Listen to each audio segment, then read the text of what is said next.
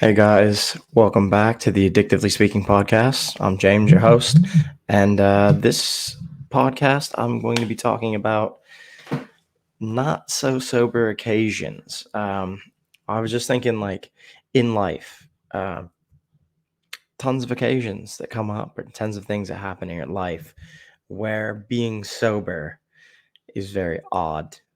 I've just had some things happen. I had um, a bachelor party for my American listeners and a stag do for my British and UK listeners. Um, and that's not a sober occasion. And it's weird to be the sober person in those situations. Um, but I've noticed that like during um, recovery and stuff like that, I've been through so many different things, um, situations like my own wedding, my own bachelor party. Um, yeah, there's things that, you know, just most people do. They drink at these occasions. And me being sober, I mean, no matter how long my sobriety is, I'm 11 years sober, going on 12. Um, no matter how far I get into sobriety, it doesn't seem to be any easier to handle these occasions or like, I do the best I can to enjoy myself and make the best of the situations. Um, but there are still things that, I find to be uncomfortable or give me anxiety. They bring up you know, all these old emotions and these feelings. So, luckily in life I've gotten better at like my coping skills and how do I deal with these things and what it's like to just, try to not let what other people are doing or, when people are drinking, like just to be, you know, just enjoy the moments that are happening and not focus so much on, what's going on or like the drinking aspect of it and just enjoy myself and be in the moments. And I try to have as much fun as I can. Um, but there are also like, I have a wedding coming up for my brother-in-law and that'll be tomorrow. It's another occasion where, you go to and people are drinking and people will get drunk and, I find it hard to deal with these things. Like in life, it's one of the struggles that I have to deal with when it comes up. I've been to several weddings and funerals is another one.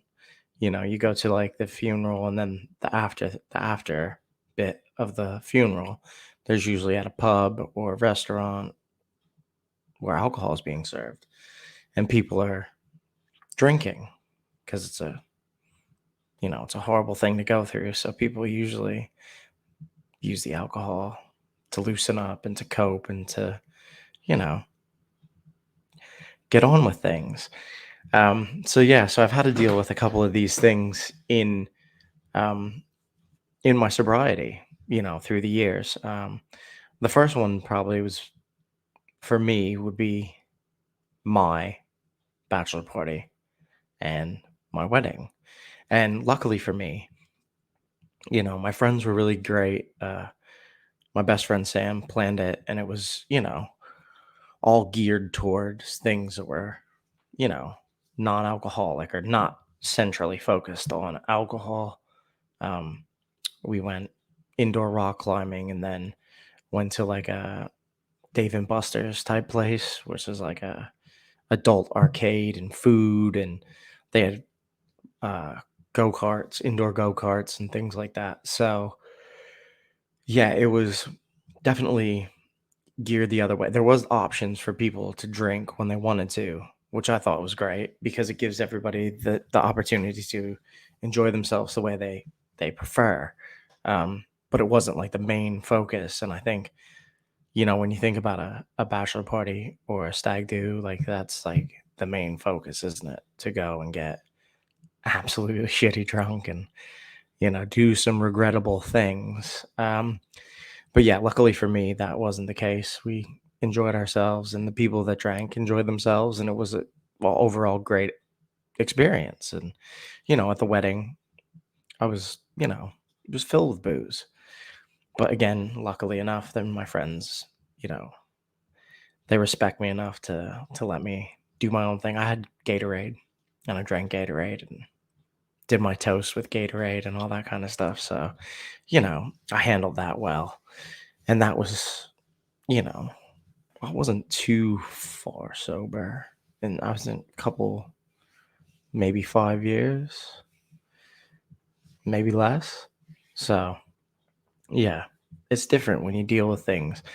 Like I said, no matter how far you get into recovery, but I think things at the beginning of my recovery were a lot easier to do, like go to bars, um, and be around people that were drinking. It didn't give me, because I was kind of like used to it from when I drank. So I feel like the further I get away from it, the harder it gets to be in those situations. I don't know if that makes sense to anybody else, but for some reason, the early on in my recovery, I found it easier to go to bars and clubs and pubs and be around people that were drinking, and it didn't bother me. I could do it and it didn't bother me. But I think I was used to doing that, so I did it quite frequently, and then I just kind of just did it without drinking, and yeah, and I think, and then the longer it went where I didn't drink, and I didn't go out as much as I used to, or my life changed in a way. Now I find it a lot more difficult, like, to be in that situation. I wouldn't voluntarily want to go to like a club or a bar or a pub, um, because I find it gives me a bit of anxiety. I get a bit anxious about, um, yeah, the people that are around and like what's going on. I just get really, yeah, I just feel really out of my element. So I try to I'll go if I have to, or like if it's for like, I've gone to like some like leaving drink things for people at work, and I've gone and I've had fun, but yeah, I always find it a bit difficult. There was this situation at one of them where I just felt like these two dudes were about to start some shit, and I was like, nah, I can't do this. So I told everybody, I was like, listen, I gotta go. I gotta go home. I just can't be around this. And, they were fine with it, but it is one of those things where you're like, you know, do I really want to be doing this? And then I just thought, nah, I'm just gonna head out. I don't want to cause any more stress on myself, or, you know, I just felt anxious the whole time, like just watching the people around me, you know? So I just thought, why the fuck am I doing this? There's no point. I'll just leave, you know? And then I went home. But yeah, it's things like that. And I had a stag do recently, and leading up to it, I felt a lot of anxiety, because it's all like a bunch of unknowns. You're going with a bunch of people that you don't know really. I knew a couple people, but I didn't know all of them. And the unknown factor is what gives you the anxiety, because you don't know, how's this person going to be? How's this person going to be when they drink? Are people going to drink excessively? Who's going to drink upset? Like, I have all these things in my head, like, and then I have to remember that everybody doesn't necessarily drink like I drank and do the things that I did when I drank. So I kind of have to keep that in mind, is that, like, yeah, dude, people drink. People drink and have a fun time. People drink and get stupid drunk and do silly shit, but they don't necessarily do what you did, where you got blacked out, violent, and did stupid shit and ended up in jail. Like, most people don't do that. That's not how most people handle themselves. And I have to like think about that in my head, is that people don't drink like I drank. They don't have the same intention. They're going out to cut loose and have fun and maybe drink too much and throw up.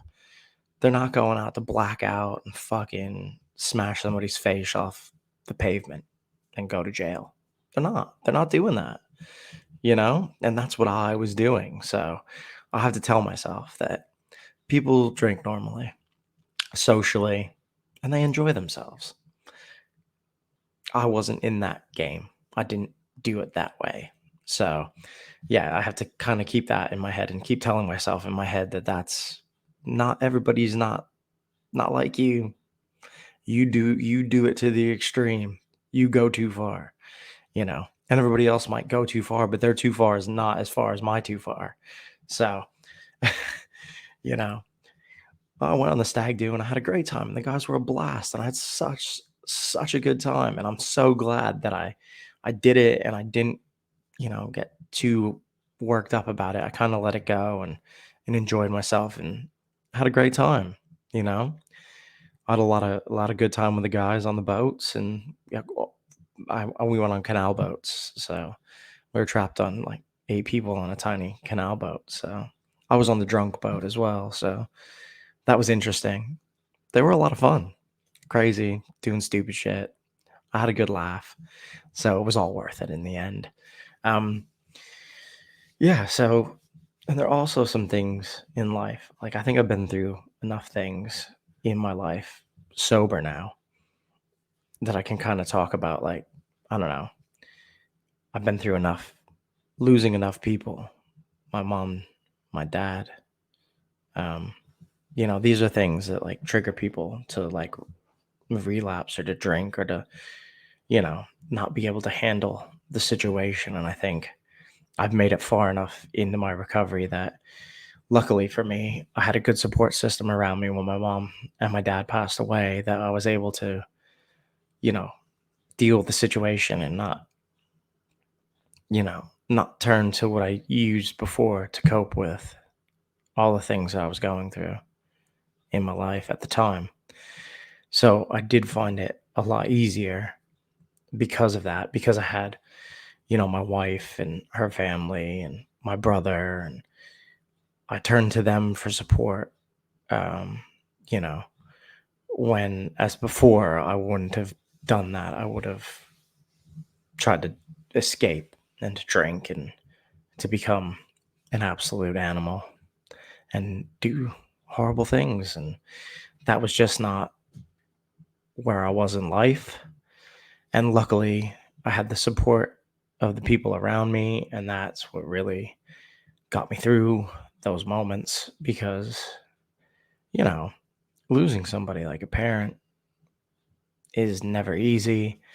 And it's something that doesn't necessarily, I don't really say time takes care of all things, but I don't know, losing your parents is not something that is easily gotten over. There's always very raw emotions that go with it that are sometimes hard and difficult to process and deal with. And it takes time. It takes a long time to kind of like be able to deal with those things. And I think, still to this day, I think I still, I struggle a bit to deal with the loss of my mom and my dad. Um, you know, you imagine that your parents will be around forever, you know. So it is a challenging thing to like go through the rest of your life without them, because there's a lot of moments that they've now missed and you haven't been able to share with them. And that's difficult, you know. So you think about those things and, you know, your coping skills. Thank God my coping skills have gotten so much better over the years that I've, learned to deal with that kind of stuff and like, probably don't deal with it perfectly, but I deal with it the best I can. All through that, I stay sober. And that's the important part is that I deal with it and I work past it. And when those things come up, I handle them.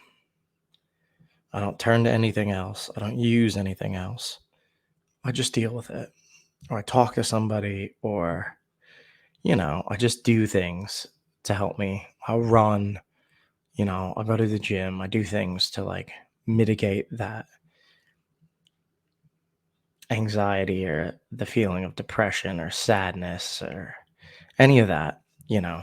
Physical activity is great for that kind of stuff to help with anxiety and the depression.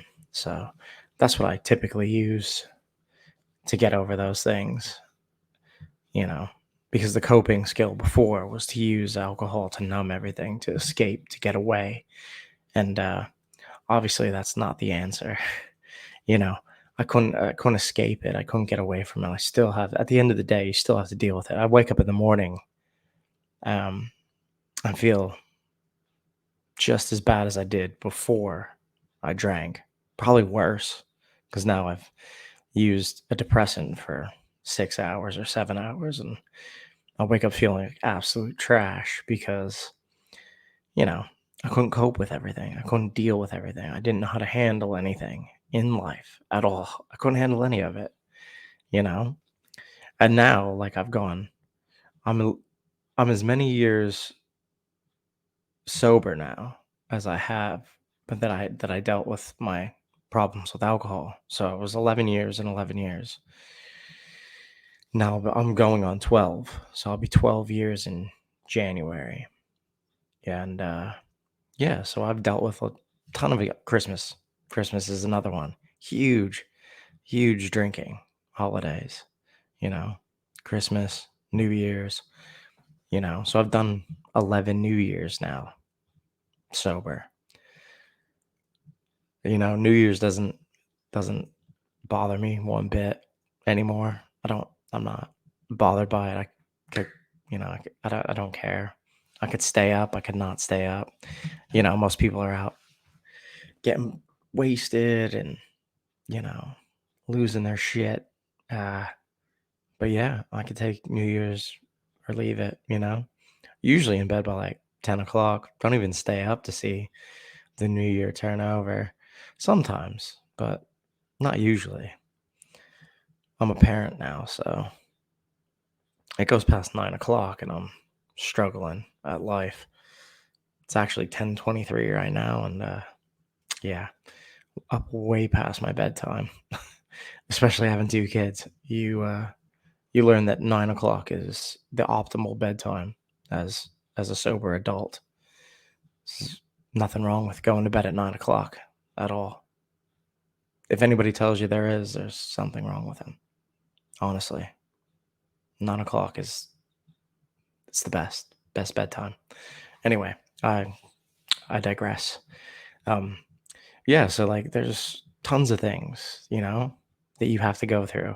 And I think for people that use alcohol mainly because it's so widely accepted, you know, as as a people don't view it as a drug and they don't look at it the same as they look at cocaine or heroin or marijuana even. I mean, they all kind of like group all that stuff together or pills or whatever. I mean, that stuff is all dirty, nasty shit. But I really feel like alcohol affects people, negatively affects people, just as much as any. I mean, it's widely available, so I think it affects people more than I'd say like cocaine or heroin or even pills and stuff like that. You have to be prescribed oxys and that shit. And it's different when you can just go into any store and buy alcohol. You know, it's widely available everywhere. It's even weird, you know, that you class all these other drugs as horrible and dangerous and detrimental.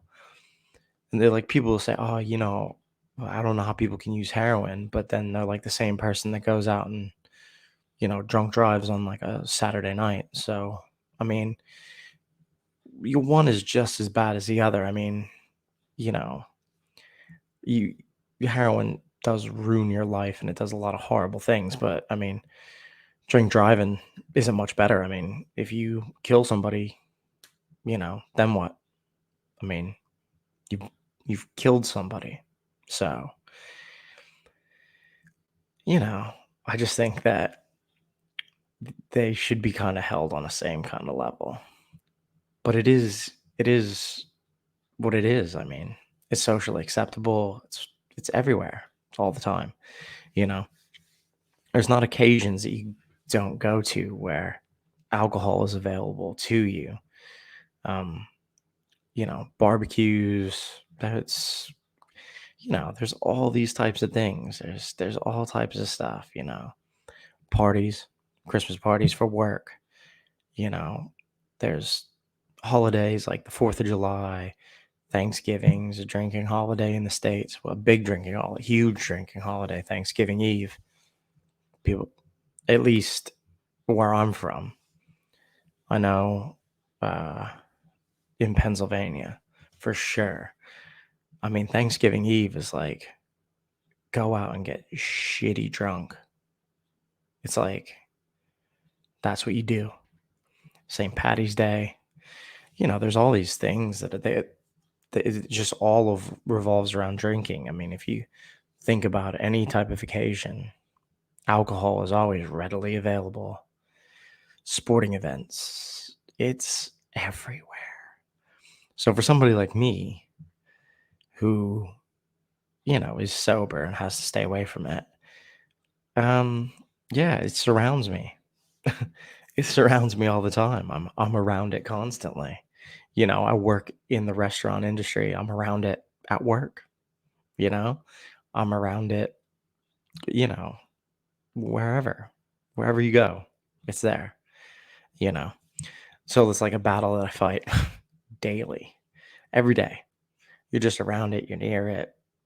Is that this occasion? It's that occasion, So that's like, the wedding is is tomorrow, and then the next occasion will be Christmas and New Year's, and you know, there's these big events and these big occasions, and they're all revolving around alcohol and people being drunk.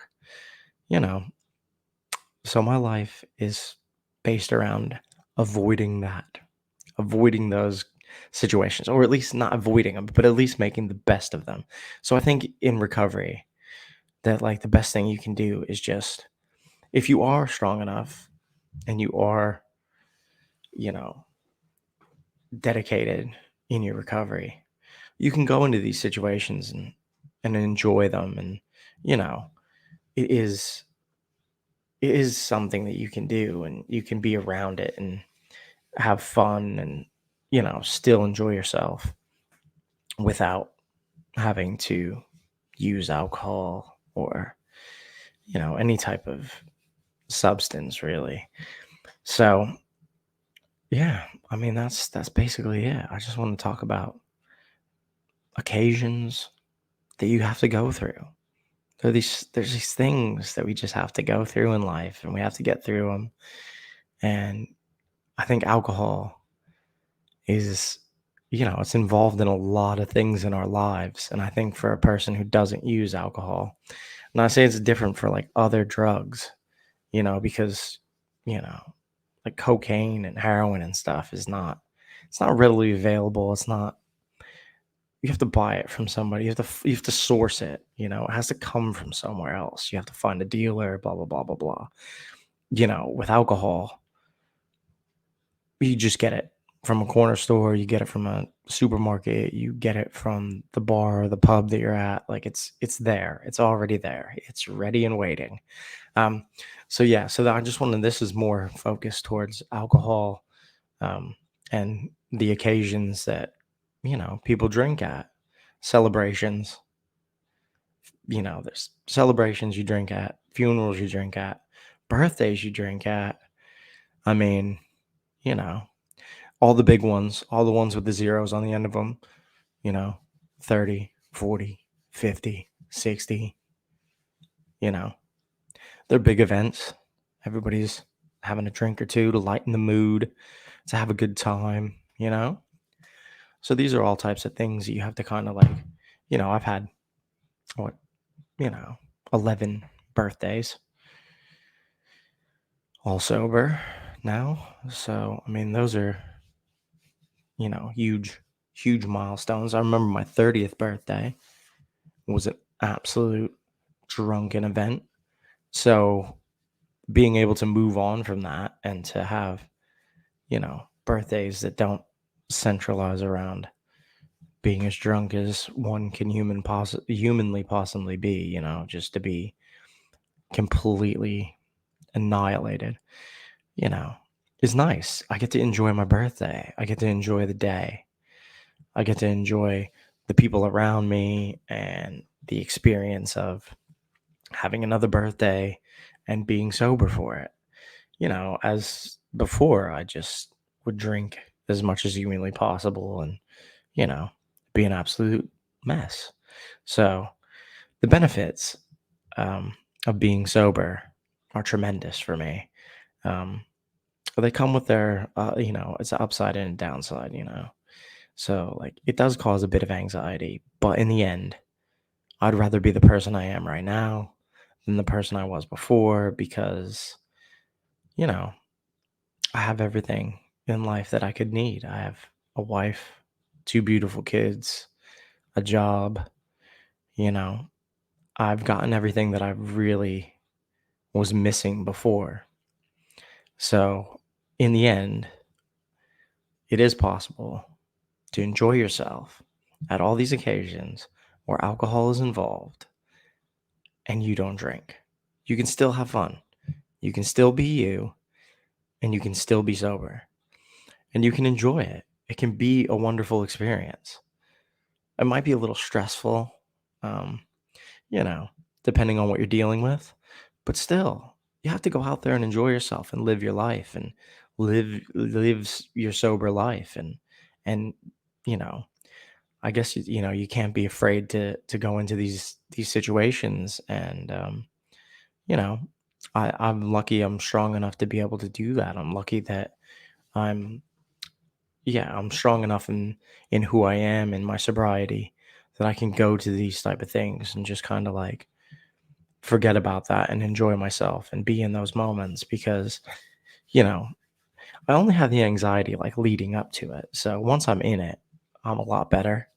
So it's like tomorrow I have a little bit of anxiety because I don't know what to expect yet. I'm sure it's going to be a great time and it'll be a blast.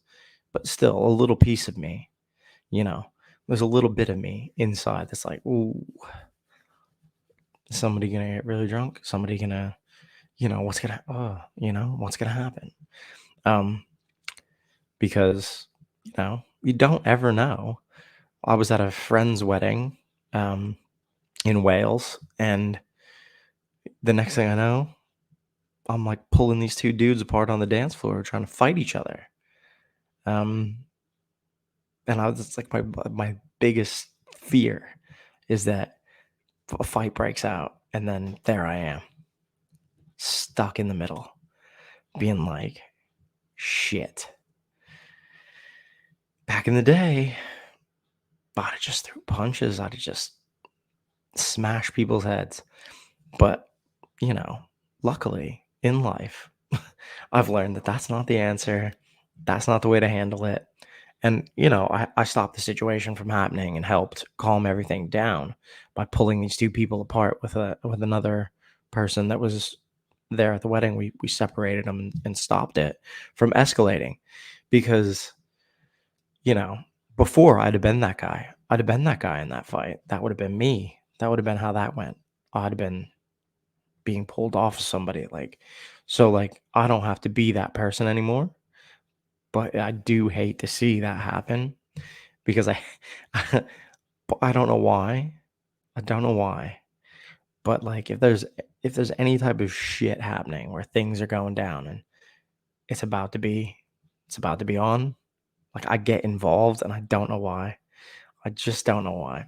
Part of me just it just I don't know, I guess just enjoys being in a fight or wants to be in a fight. I don't know why. Don't ask me. But that's why honestly, that's why I got into like MMA and boxing and kickboxing and jujitsu because I don't know. I just enjoy being in that type of shit, like where punches are being thrown and people are being hit and things are aggressive. Um, so and anyway, I helped break it up and separate it so that my friend's wedding wasn't ruined by two drunken idiots. Um, you know, but that's the kind of shit that like gives me the anxiety is that type of moment where that happens, you know, because I'm like, ooh, shit. Now what? Now what? People are throwing punches. Now what? Don't be involved. That's what I tell myself. It's just don't be involved. Don't be involved. Don't throw a punch. Don't be involved. And then I still find myself wrapping somebody up around the waist and like dragging them off the dance floor. But I didn't throw a punch. I didn't hit anybody. I didn't have to choke anybody out. I didn't do anything. I just separated the fight. But those are the things that like give me the anxiety, because the potential for that stuff to happen when people drink is just, it just skyrockets, just goes through the roof. People lose their shit. Everybody loses their inhibition. Everybody, you know, gets turned up, and that's it, you know. But, thankfully, I've moved past. I've gotten better at dealing with that type of stuff. I'm a happier person for it. My life is better for it. Being sober has given me the best gifts I could get in life. So it's given me a life. My sobriety has saved me. I've saved myself from, you know, really doing a lot of damage to my life. So, you know, I just, I just, I just do this podcast just to give people in a little insight into it all, and just hopefully that somebody takes something from it and realizes that you can enjoy your life and be sober, and have things in life and enjoy them sober. you know all the things that you could do if you drank or you used, you can do while you're sober and enjoy while you're sober. You just have to want to. You just have to want to do those things. You have to want to be free from all that shit that is destroying you. So listen, guys, I hope you like the podcast. I hope you like the episode. Go on to Spotify, like, subscribe, follow, head over to YouTube, as a At Addictively Speaking podcast. Find us on YouTube, give us a subscribe, like it, share it with people that you know, or people that might be suffering, with some addiction issues, or kind of maybe contemplating that they might be, um, have a problem, and they're not sure how to deal with it.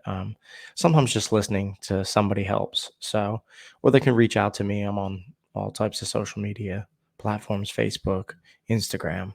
So, if you do know anybody that needs some help, send them my way. Maybe I can help. Um, all right, guys, that's it. That's going to wrap up this episode of Addictively Speaking. Hopefully, I'm going to get better at recording. I'd like to do a couple more episodes, a month. It's just really tough because I have a life that have work and two kids and a wife, and a life that just kind of consumes me. But I will try to be more consistent with the podcast moving forward, because we're actually going to be coming up on 1 year of this podcast. So I think that's huge. I've done about 21 to 22 episodes so far, um, which I think is great. Might not be as many as a lot of other podcasts out, but again, like I do have a life that kind of consumes every waking minute of my life. So um, yeah, I'm gonna try to get better at this recording process. But bear with us, stick with the podcast. I have merch for sale over at T-Mill. It's Tragedy to Triumph at T-Mill. Um, so yeah, I got a lot of stuff going on. But please, follow, like, share, subscribe, do all that stuff. All right. Thanks a lot and have a great day.